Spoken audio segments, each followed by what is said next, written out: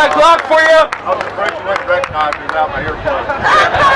Glock 45. I'm going to take them out though, in case I say something brilliant. I wouldn't want to miss it.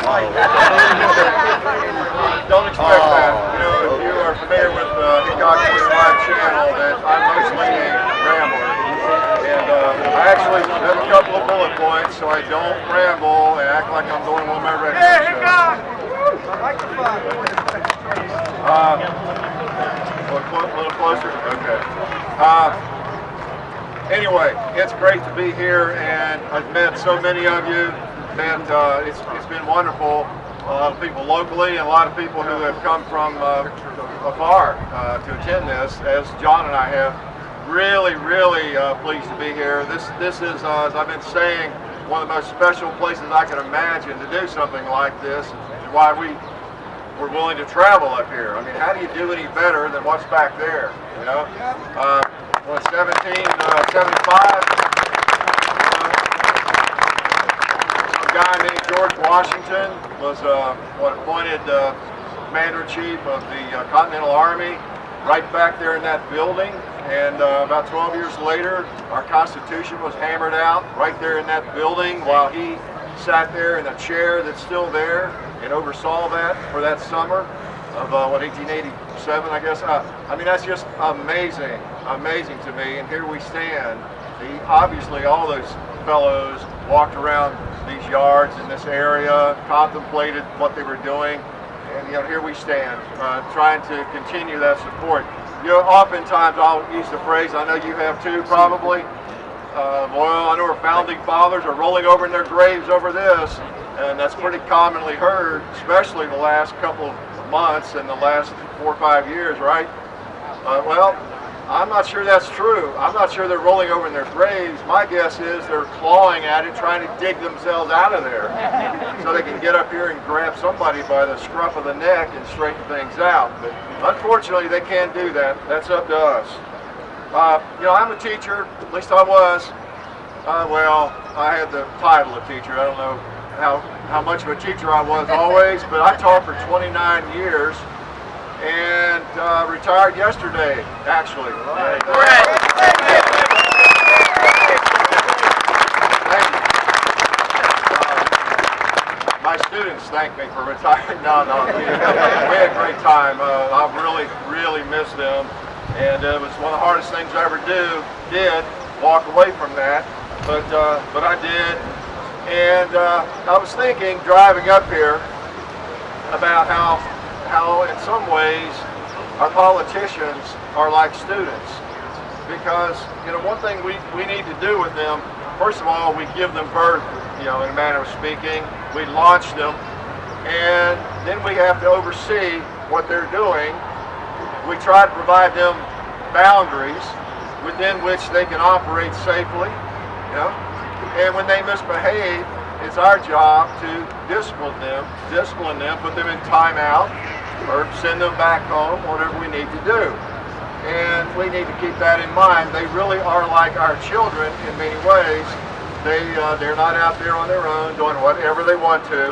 They are more like young children, and we have to remember that we are responsible for what they do, and we've got to hold them accountable, don't we?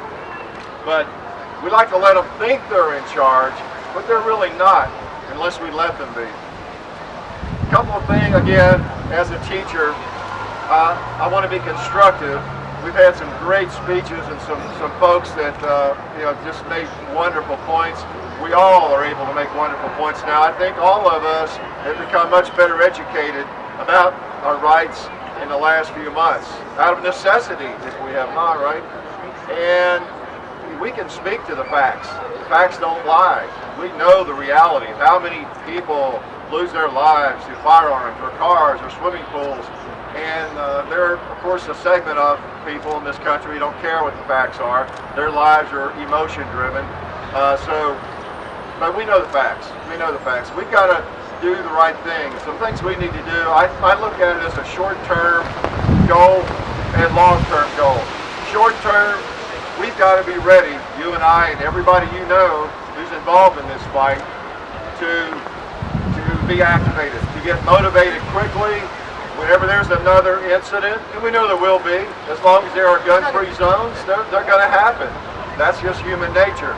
We've got to get rid of the gun-free zones. That's the craziest thing I can think of. I've worked in one for 29 years, so I'm an expert.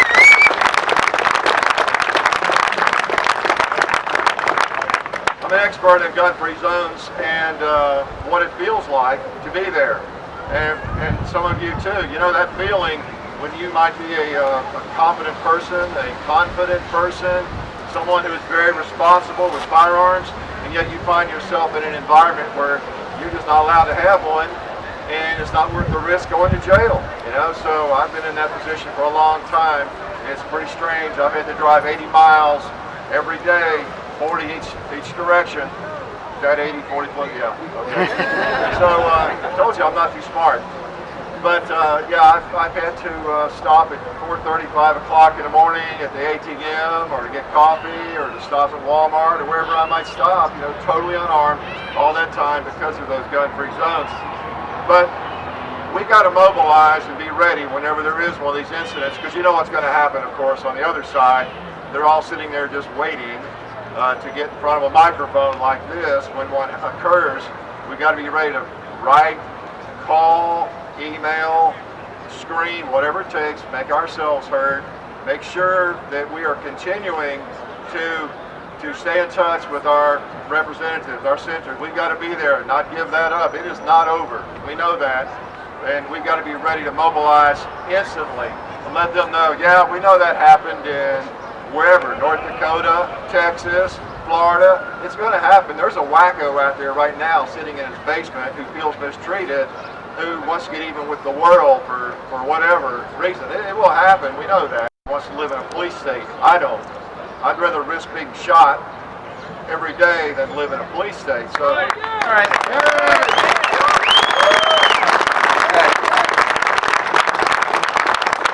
So anyway, we got to be ready on the short term. Keep those representatives aware. Yeah, we know that happened. Don't you get blinded. Don't you get influenced by that lady in California or those characters in Washington. You just keep the faith. And all of us do that, I'm sure. You wouldn't be here if you didn't. We've got to continue to represent the shooting community in a positive way, be responsible, and share the hobby, as I'm sure you all do. Make certain that we talk about it. If you can, if you possibly can, share it with your colleagues. I know that some of you have jobs where maybe that's hard to do. You're in a very gun-unfriendly, perhaps, environment or something. But if you possibly can, that's part of representing the shooting community, I think, in a positive way. I've always tried to do that. And, I've been a teacher for a long time. I've been in a private education, so it's a little different. But I've never hesitated. I worked in publishing. In fact, a publisher right up here in Philadelphia. I was in the field. But I recall having a conversation at, I think it was Bookbinders or some restaurant here one day years ago with some folks that I worked with, and they made some crack about, you're in Tennessee, huh? Yeah, you got a gun rack in your pickup truck? They thought I was in the publishing world. Ooh, yeah. They thought that was a joke, and I wouldn't even have probably owned a pickup truck. Well, I said, yeah, actually I do. And it's the most convenient way to carry a shotgun or a rifle in a pickup truck, unless you have extended cabs. This is back before those were so popular. It's just a regular cab. And you know what I'm talking about, a fishing rod or a long gun, there's no place to put it really conveniently. So I had to educate them a little bit right there. And they knew me. And hopefully everybody here has that going for you too.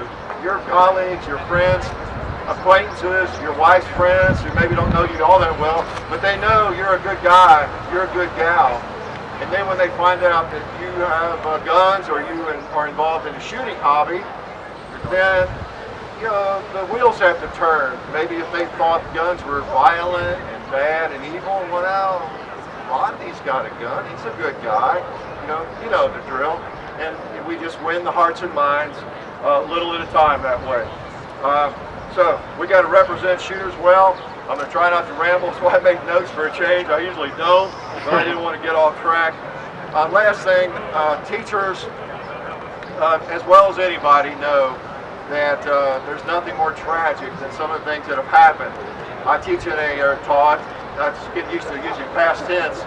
I taught in a really nice school with pre-K through 12. I've taught all levels, basically 6 through 12 at various times, but mostly in the middle school, 7th, 8th graders, 6th graders. And if you ever wonder why I'm crazy, there's the answer, right? Well, they're crazy too, and I out-crazy them. That's how I survived so long. But when I see those little kids in the cafeteria, I've talked about this in a radio show. Y'all, many of you have children. I've met a lot of your children here today. Some of you watch the videos. In fact, I specifically told 2 or 3 of you to make sure you applaud when I said something that sounded stupid. Yeah, there's one right there. But I mean, they're just so cute. Those kids are just so cute, and I watch them walk through the cafeteria. The little first graders, second graders, when we're over there eating with the older, more troublesome kids. And you just, when I think of Sandy Hook, I mean, it just chokes you up. I mean, you just can't stand, it's unthinkable, isn't it? It's unthinkable. And because we all know guns. We know what firearms do. That's what they're designed to do. It's why we have them. It's why we have a Second Amendment.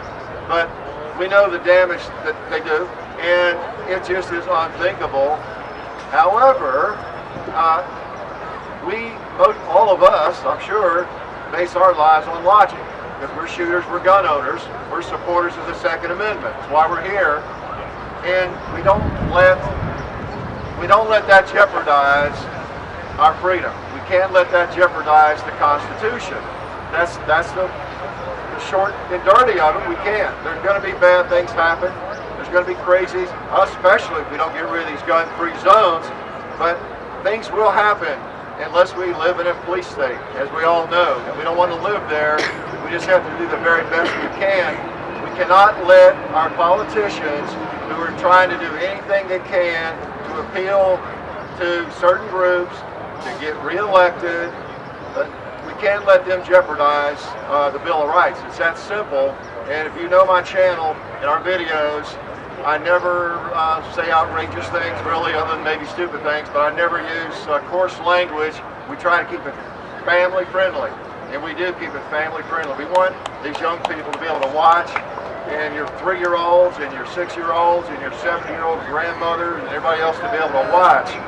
But I am going to say that with what's happened back here in this hall, when I think of our founding fathers and what they went through, and if we let these crazy politicians, these shallow-thinking politicians who are only concerned about getting votes and being popular at the wine and cheese party, if we let them piss our rights away, we deserve it.